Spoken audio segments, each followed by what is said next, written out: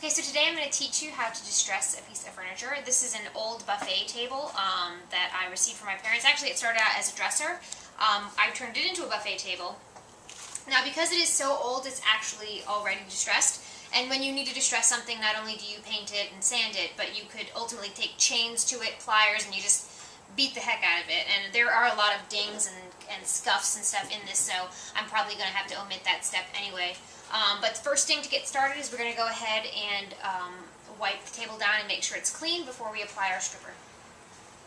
So a quick rundown on the, I guess the order in which we'll distress this table. The reason I'm using a stripper is because there's some type of sealant on this furniture, whether it was polyurethane or not. So we're going to strip it and try and get this color off. And after the stripper, I'll go ahead and sand it down too to make sure that it's nice and smooth. I'm going to put a dark stain on top with no sealant.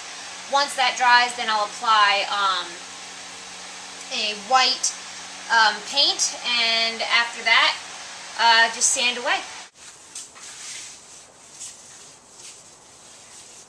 Really get into the grooves to get all the dirt and dust out of it.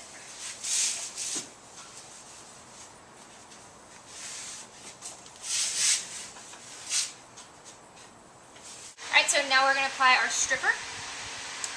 You want to apply thoroughly to all the surfaces and let it sit for like 15 to 30 minutes, but just read the instructions of the stripper that you buy. I'm also using a paintbrush, latex gloves, and a mask.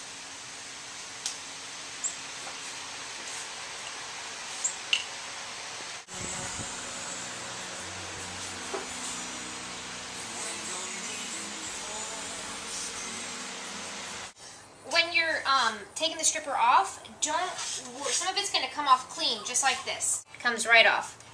Other bits of it, like right here, is going to be a little harder to get off. Don't worry about that, because we're going to go back through with the sander, and that's when we'll get all these little pieces that are a little more resistant with the stripper. Alright, so now I'm taking a stripping pad and mineral spirits, and I'm just rubbing it over top of the stripper once I've peeled it off. Pretty much the bits and pieces that wouldn't come off with the stripper and the putty tool. So just run it across and you can actually see. Come here, show them. Just take your stripping pad and you just rubbing it right into the grooves to get all that excess grime out of there. So this is what it looks like once you've used the stripper and the mineral spirits to take it off with a stripping pad. See, and the drawers as well. It looks like there's a milky residue on here, but there's not. Before you do any sanding, make sure that you have the protective eyewear and mask so you don't breathe in any fumes or sand particles, as well as gloves. Alright, so now that we've stripped it and cleaned it with mineral spirits, now I'm going to go ahead and sand it. I'm going to use electrical sander, and currently I have a 100 grit sandpaper on there. And then I'll probably use a 220 on the drawers, and then also to get some of the harder spots that won't come off. So all you do is just start sanding.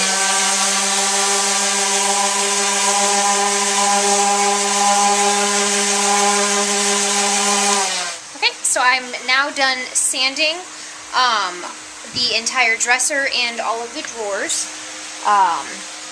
And now you're probably looking at it and saying, Jen, there's still brown on top, and I'm fully aware of that. I'm antiquing this, which means I want it to look old. So leaving some of the character of the dresser is going to help in my efforts to antique it. And as mentioned before, it's already pretty distressed, and when you want to distress something, you are ultimately destroying it with chains and pliers and just beating it to get these types of divots and marks. But luckily, this piece of furniture is old enough where it has its natural wear and tear. Okay, so the next part that we're going to do in the antiquing process is to first wipe off all the furniture and make sure there are no particles or anything left on it. Just make sure it's entirely clean, and then the next step is going to be to apply our wood stain. I'm using a Rust-Oleum dark wood stain. Make sure when you get this you don't have any type of polyurethane or any sealant in it. You just want the stain itself. A t-shirt and stain, and you just apply it and rub it in. Go with the grain of the wood, and just like that.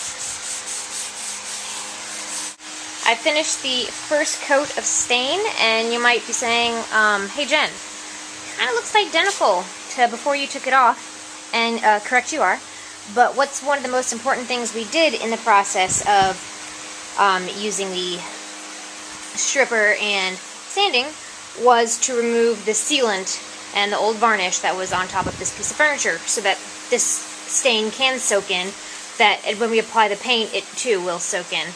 This is only the first coat. I'm going to do a couple to get the dark wood color that I'm looking for. Alright, I went ahead and finished my last coat of stain. I'm going to let this dry probably overnight just to make sure that it's completely dry before I add the other paint colors. And I'm lazy and don't feel like doing it anymore. So that is the final product. And this is the application of white. A little dark out. And then the green on the drawers. Don't know that you can even see the variation of color on video, but there's a slight variation in color. This is a green tea, and this is just a standard premium white.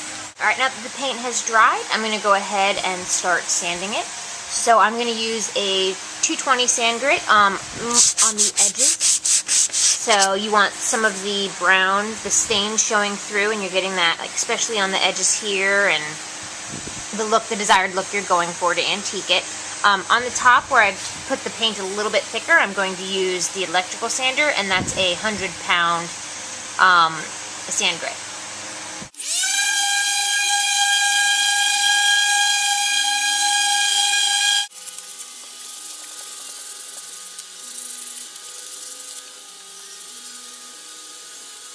Alright, and now I am just taking a sanding block and taking that to the drawers. So just brushing it across to get the desired effect I want, and so the brown shows through. I'm finding this is a little bit easier than the sandpaper.